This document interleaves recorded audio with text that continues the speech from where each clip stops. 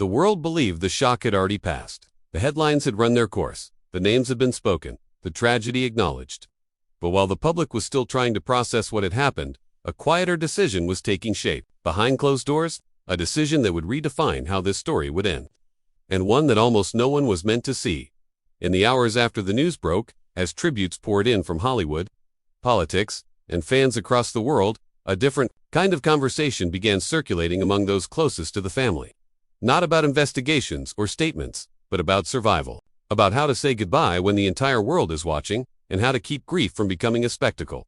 What follows is the part of this story that hasn't been publicly explored in detail. It reveals how shaken, guarded, and deliberate the family has become in the days since the loss, and why one quiet decision now reshapes how this moment should be understood. According to multiple people close to the family, the passing of Rob and Michelle Reiner didn't just leave grief behind, it left shock in its rawest form. Not the kind that fades once cameras turn away, but the kind that freezes thought and turns even simple choices into overwhelming burdens.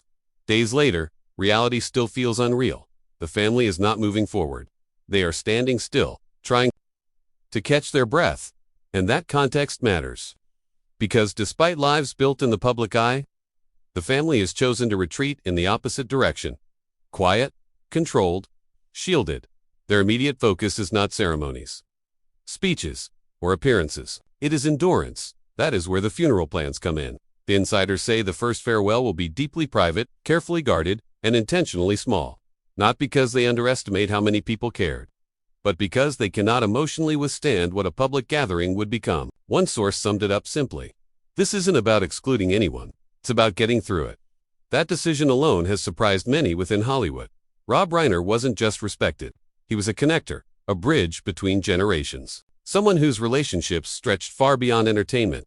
Expectations quietly formed about a public farewell, filled with recognizable faces and shared moments. That is not what the family wants right now. Instead, the primary memorial is being designed as something far more restrained. Only those who were part of Rob and Michelle's everyday lives will be present. Not admirers, not observers. Not those seeking a moment. Only those who truly knew them. Yet even within that small gathering, the weight of the moment is extraordinary.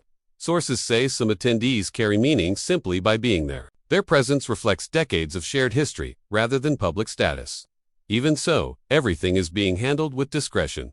No announcements, no confirmations, no lists. The priority is dignity. Security is tight. Information is shared, only on a need-to-know basis.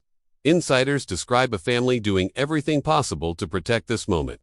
The reason isn't secrecy for its own sake, it's protection. The fear isn't grief. The fear is grief turning into public property. Cameras, speculation, narratives forming before the family has had time to absorb reality. That fear was shaped by how fast everything unfolded and how intense the attention became almost immediately. Inside the family circle, the atmosphere is described as overwhelming. Time feels distorted. Conversations repeat. Decisions are revisited again and again. This farewell is not about tradition. It is about control in a moment when everything else feels uncontrollable. Messages continue to pour in. Calls, emails, requests, many from people the family hasn't spoken to in years. Some feel entitled to be present. That pressure has created deep emotional strain. The family understands how many lives Rob and Michelle touched, but they are exhausted by the volume of attention. One phrase is repeated internally. We need space to breathe. That need has shaped every detail. Guest lists are limited. Timing is deliberate. Information is shared slowly and individually. Peace is being chosen over perfection. What the public often forgets is that behind the public identity, there is something far quieter. A husband, a father, a partner, a friend. And Michelle Reiner remembered not for visibility, but for steadiness. Those closest to her describe her as the emotional anchor, the one who helped others navigate difficult moments. Her absence has left the family disoriented. This is why the farewell is being protected so carefully, not out of fear, but vulnerability. The family wants to grieve without being observed. At the same time, the outside world is already preparing to respond.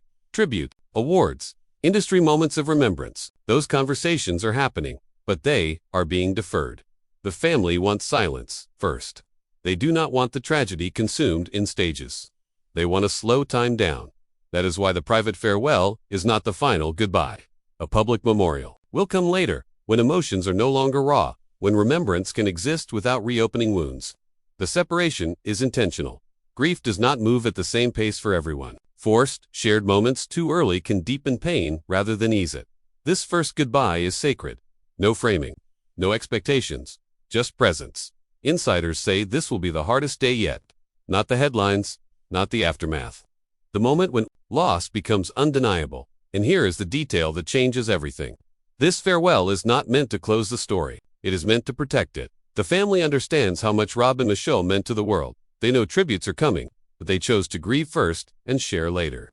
That choice reflects who Rob and Michelle were. Public lives.